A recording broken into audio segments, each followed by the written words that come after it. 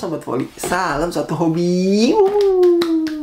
Ya, di video kali ini adalah video lanjutan dari video yang sebelumnya mengenai gua nonton langsung pertandingan Liga Jepang antara JTEX melawan Blazer Sakai. Nah, jadi di video sebelumnya itu mengenai suasana pertandingan di lapangan ya. Penontonnya juga suasananya kayak apa, pokoknya suasana pertandingan dah. Buat kalian yang belum pada nonton video sebelumnya nih, nonton dulu ya. Nah, jadi di video kedua ini sesuai yang gue bilang sebelumnya mengenai apa ilmu yang gue dapet tentang pervolian dari ngeliat langsung mereka. Karena beda banget coy, nonton antara kita di YouTube sama nonton kita langsung itu beda banget. Bener-bener gue bisa ngeliat, oh ini skill mereka gitu, dan cara main mereka, playstyle-nya kayak apa.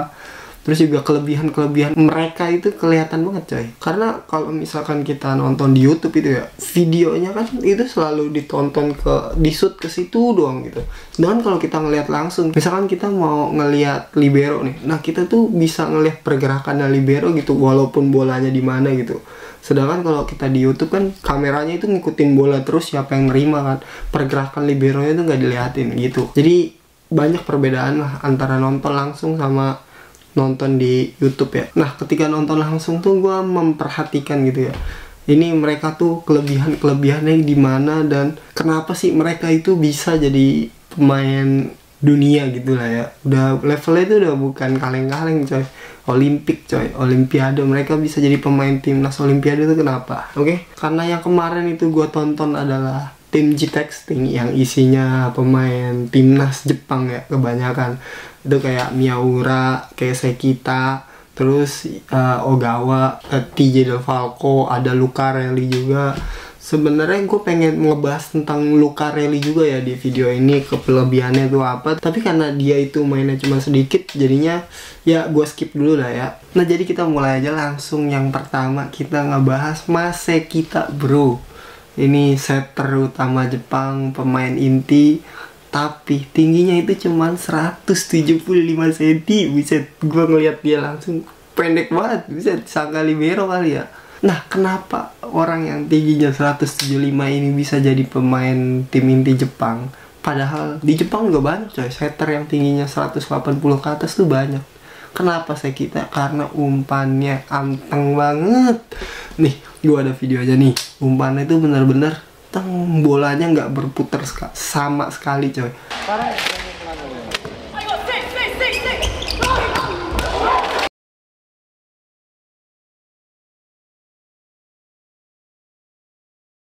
Bahkan gue yang nonton aja gue pengen mukul tuh rasanya tuh operan ya. Bener-bener anteng, itu gokil. Dan banyak yang bilang juga dia itu konsisten ya. Jadi kalau misalkan operannya ke situ bakal ke situ terus. Jadi spiker itu kan punya bola kesukaan masing-masing ya. Jarak antar net, jadi jarak dari net semana, terus tingginya itu dipukul semana. Itu tuh spiker punya masing-masing gitu kesukaannya. Nah, Sekita ini dibilang dia itu orang yang paling konsisten buat ngoper ke para spikernya coy. Nah, kan gue nonton dari pas pemanasan ya, nyemes-nyemesan tuh. Beberapa kali ada TJ De Falco itu kayak, jadi dia ini mukul terus kena net lah gitu, atau nyangkut, jadi nggak selaras gitu sama operannya Sekita. Nah, yang Sekita lakuin itu langsung nanya ke orangnya coy. Jadi penting tuh komunikasi antara spiker sama setter ya. Si Sekita ini selalu nanyain, nggak cuma TJ De Falco doang sih, orang yang nyemesnya itu kelihatan gak enak sama dia pasti langsung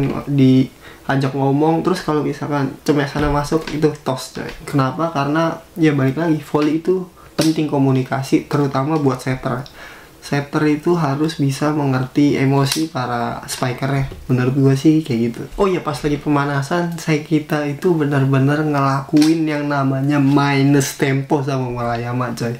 Jadi benar-benar Murayama udah loncat, itu bola dioper ke tangannya Murayama, set, dipukul. Gue aja pas ngeliat itu, buset, bolanya udah jatuh gitu tiba-tiba. Itu benar-benar quick tercepat yang pernah gue lihat di mata gue sendiri ya. Itu gokil lah, gokil.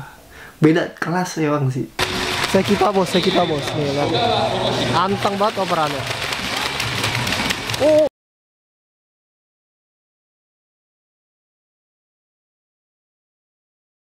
Nah, ketika permainan nih, jadi gua baru ngeh ternyata Sekita tuh orangnya kayak gitu, sekejam itu coy, sejahat itu. Kenapa gue bilang kejam dan jahat? Karena beberapa kali spikernya itu kena blok ya. Tapi setelah kena blok, middle blocker nih ya, kalau lu misalkan jadi quicker lawan, misalkan nih di poin sebelumnya itu si Miyaura dioper terus kena blok gitu. Poin setelah kena blok itu middle blocker yang di tengah nih, quicker, lu mikir ini orang setter nggak bakal ngoper ke situ lagi, karena apa ya, orang kalau habis kena blok itu pasti mentalnya turun dan nyemesnya ya biasanya kurang gitu lah. Kita tuh karena ngebaca kayak gitu malah dioper lagi ke situ coy.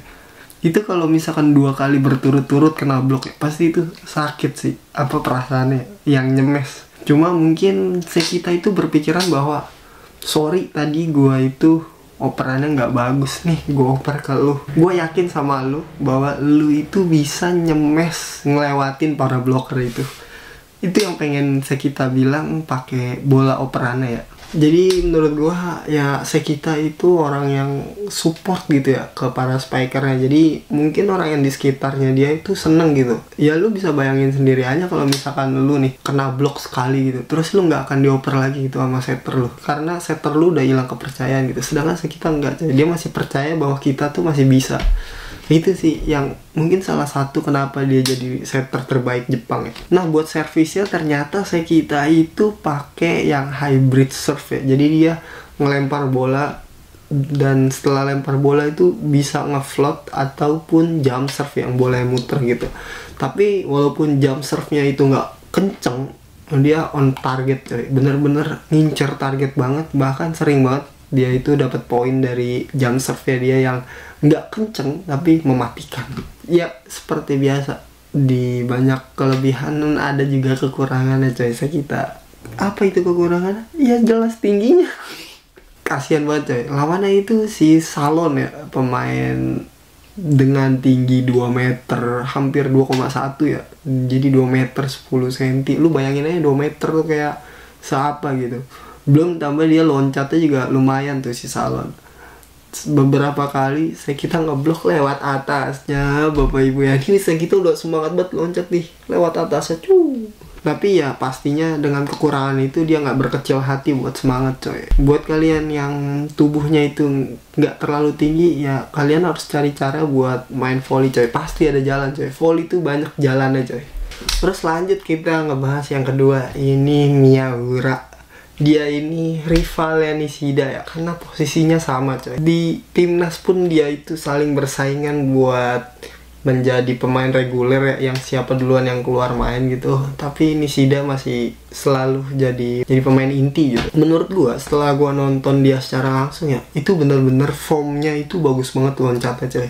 Nekuk badannya, otot perutnya, otot punggung belakangnya itu bagus. Gue juga suka banget sama langkah dia sebelum loncat ya, bener-bener kayak dia dari pelan terus kenceng tiba-tiba tak tak tak tak tak tak gitu. Terus pas nekuknya itu bagus banget, dan ya cemesannya pun mematikan coy. Yang bikin mematikan cemesannya nggak cuma dia kidal doang, tapi putaran bolanya coy itu kenceng banget.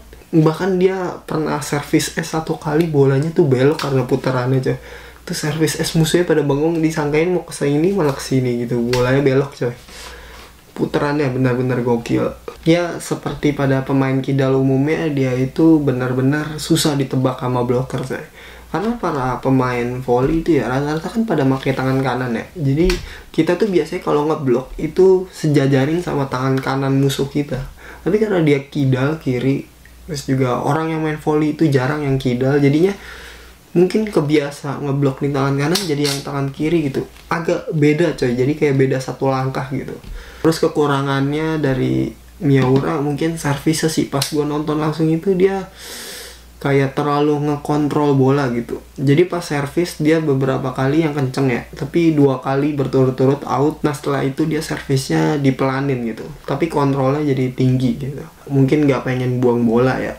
Menurut gue keputusan yang bijak sih. Tapi gue pengen banget sebenarnya ngelihat servis kenceng dia tuh yang sampai muter, yang sampai belok gitu. Itu gue pengen lihat sendiri depan mata gue sih. Ya mungkin nanti di lain waktu gue bisa nonton dia lagi dan dia ngeluarin serve terkuatnya dia sih. Terus lanjut yang ketiga, kita ngebahas tentang Ogawa coy. Ogawa ini libero cadangannya timnas Jepang ya. Jadi dia itu benar-benar passingnya bagus banget. Ya wajar aja sih karena Jepang itu kan bisa dibilang passingnya itu pada bagus-bagus ya. Nah dia itu paling bagusnya gitu. Kedua setelah Yamamoto. Yamamoto ini terlalu OP sih sebenarnya. Nah apa yang bagus dari Ogawa menurut gue itu adalah passingnya ya. Passingnya udah jelas tapi penempatannya coy. Kalau misalkan kalian nonton di YouTube itu nggak akan ngelihat dia pergerakannya bola di sini kemana kesini kemana. Tapi setelah gua nonton langsung ternyata dia itu banyak banget split step ya. Jadi dia split step kayak langkah loncat kecil gitu.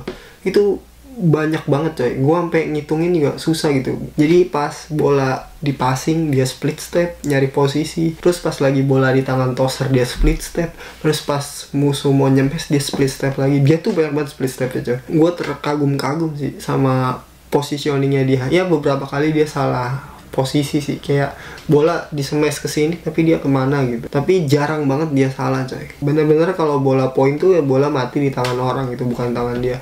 Bahkan dia tuh kayak menurut gue dia tuh tanpa takut coy. Jadi ada satu momen nggak ada blocker nih, blockernya nggak ada yang loncat terus disemes kan.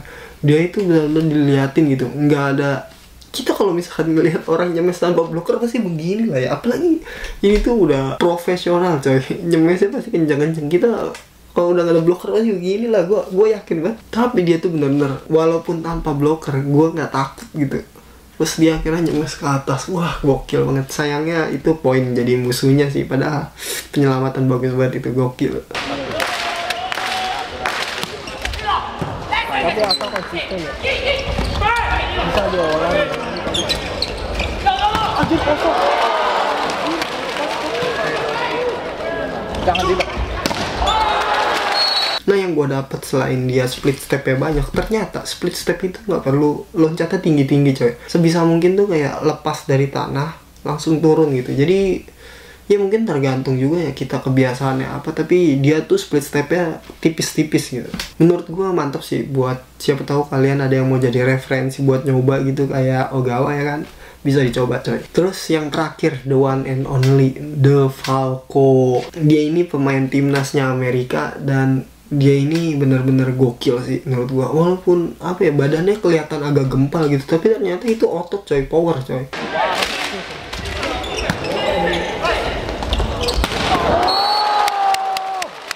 Ini yang gua kaget dengan kelebihannya sih. Nah jadi ada momen bola pertamanya itu di passing jelek ya, dan akhirnya Sekita pun ngambil dari belakang. Misalkan gua The Falco ya, nih Sekita ngambil dari belakang, terus dioper ke sini nih, ke depan, ke The Falco.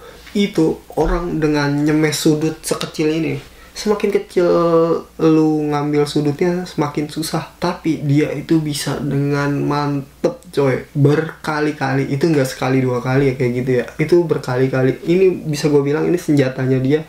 Dia bisa nyemes dari sudut yang kecil dari operannya gitu.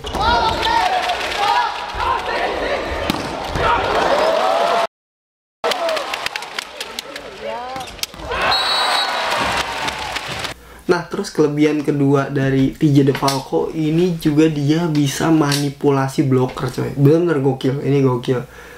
Lu misalkan ngambil dari posisi nyilang gitu ya dari arah operan ya. Misalkan nih operan dateng gini kan. Nah ini dia gini nih, dia badannya nyilang gini, tapi seakan-akan dia tuh mau mukul nyilang, tapi ternyata lurus coy. Itu sering banget. Jadi blocker nih yang tadi ya begini, dia udah miringin ke ini, gua mau ngambil crossnya, bolanya lewat sini coy. Itu sering coy, berkali-kali, nggak 2-3 kali coy, hampir semua semesannya kayak gitu.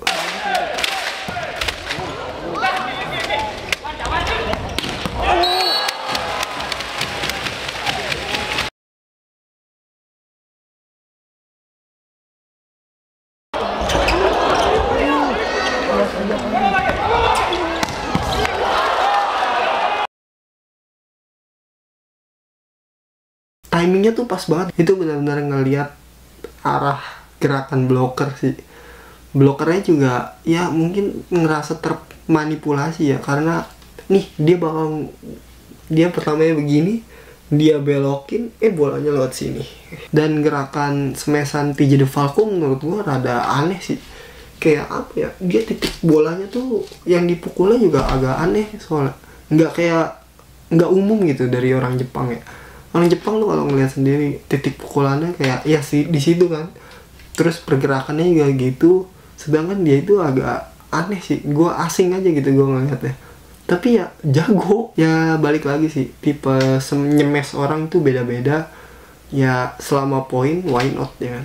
Nah jadi sebenarnya gue pengen ngebahas Lucarelli, tapi Lucarelli mainnya cuma sebentar. Ya nggak bisa berkata-kata lah gue. Ya intinya dia pemain yang pintar sih.